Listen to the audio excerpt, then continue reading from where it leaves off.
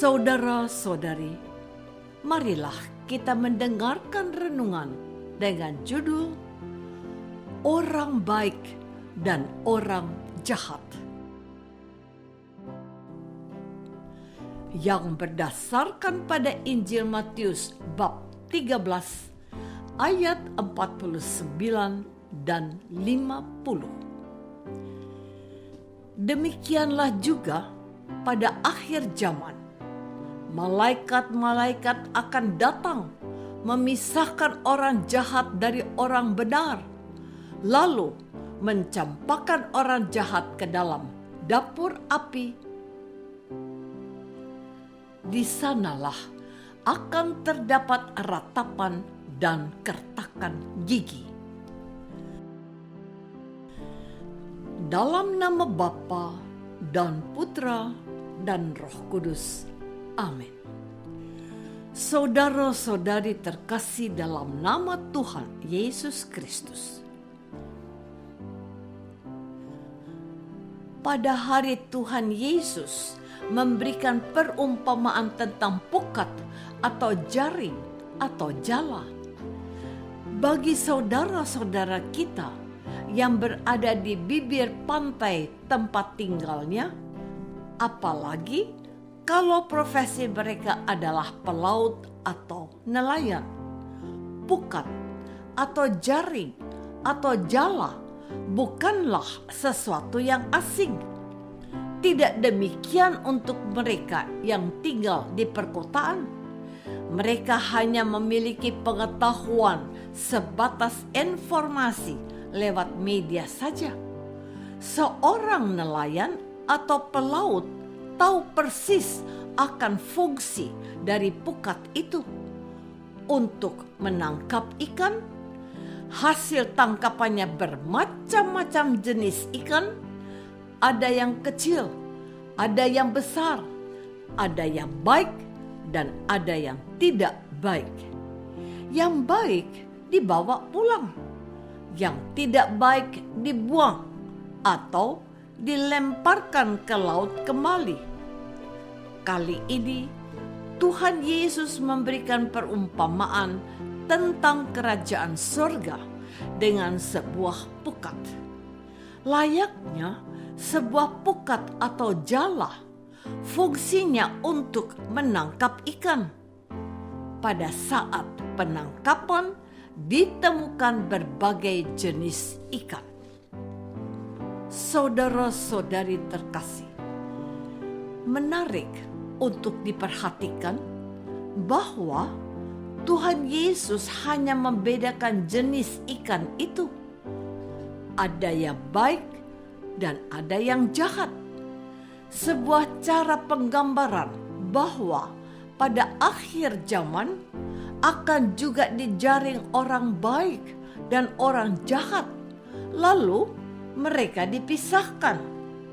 Yang baik dikumpulkan ke dalam pasu atau baskom.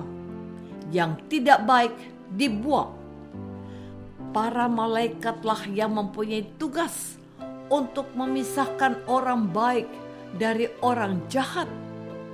Siapa orang baik dan siapa orang yang tidak baik atau orang jahat. Pada kesempatan sebelumnya dijelaskan bahwa orang baik itu ibarat gandum, orang jahat ibarat ilalang.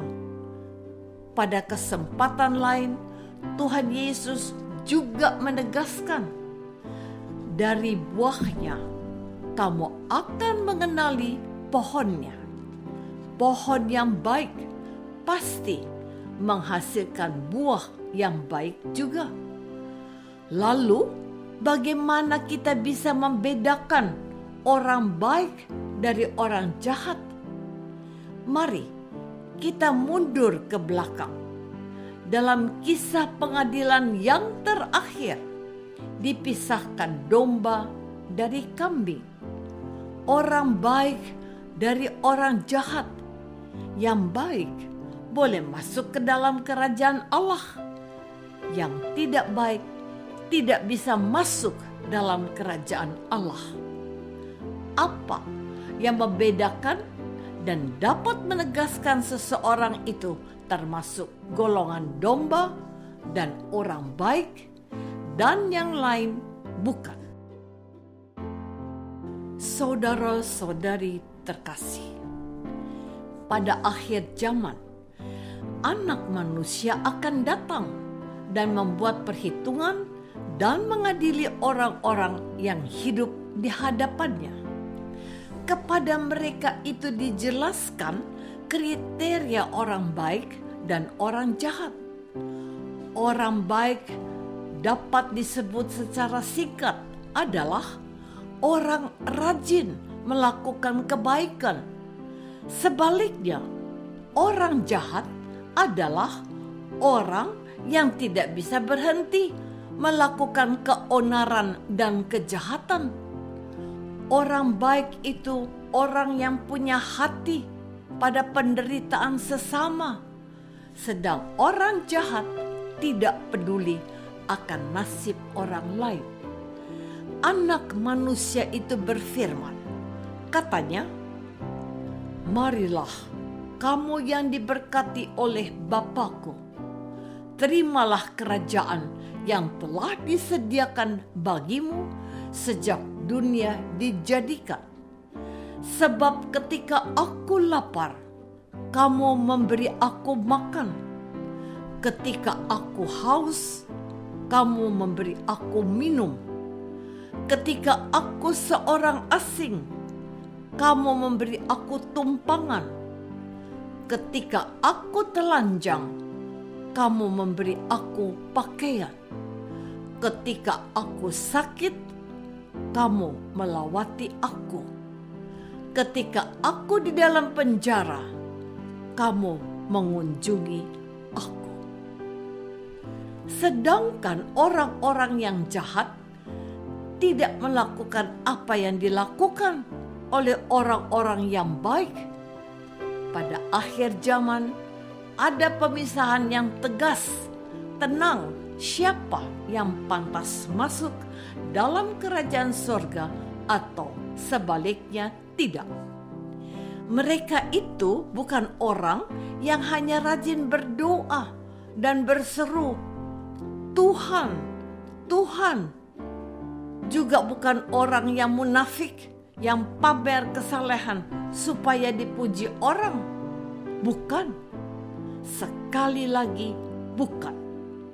Mereka adalah orang yang mengasihi Anak Manusia dalam diri sesamanya yang membutuhkan kasih, perhatian, dan kepedulian. Saudara-saudari terkasih, aku punya beberapa orang keponakan. Ada yang baik sekali dan ada yang sering mengecewakan. Bahkan tidak tahu adat kesopanan. Salah seorang keponakanku itu bukan Kristiani, tetapi ia anak yang baik dan aku sangat bangga padanya.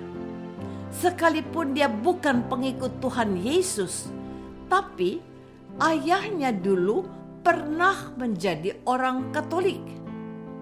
Ayahnya mendidik dia sebagai orang yang mengenal Tuhan Yesus, sehingga hasil didikannya sangat mirip dengan apa yang diajarkan kepada setiap orang Kristen. Aku katakan kepadanya, jadilah orang baik, bukan menjadi orang yang merasa penting, apalagi mementingkan diri sendiri. Jawabnya, Vivi akan selalu menjadi orang baik, seperti pesan almarhum ayah. Saya tidak perlu menjadikan dia orang Kristiani, tetapi supaya ia paham akan apa yang kami hidupi. Sebagai orang Kristiani, aku bersaksi supaya dia bisa menerima perbedaan, tetapi tetap menjunjung kesamaan, mengasihi sesama manusia dengan tulus dan penuh kemurahan hati. Kami bisa hidup berdampingan dan saling melengkapi. Menjadi seorang Kristiani itu bisa pilihan atau faktor keluarga. Tetapi menjadi orang baik yang diminta Tuhan Yesus kepada kita itu adalah sebuah keharusan dan harus terus-menerus diusahakan. Jadilah orang baik. Apakah aku sudah menjadi teladan yang baik untuk orang-orang di sekitarku?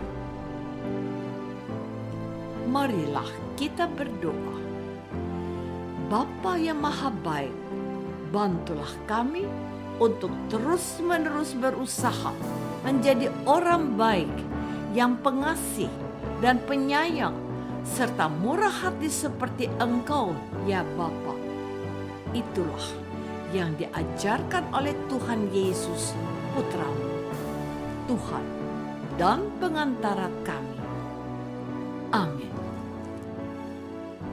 Semoga kita semua selalu dinaungi dan dibimbing oleh berkat Allah yang Maha Kuasa, Bapa dan Putra dan Roh Kudus.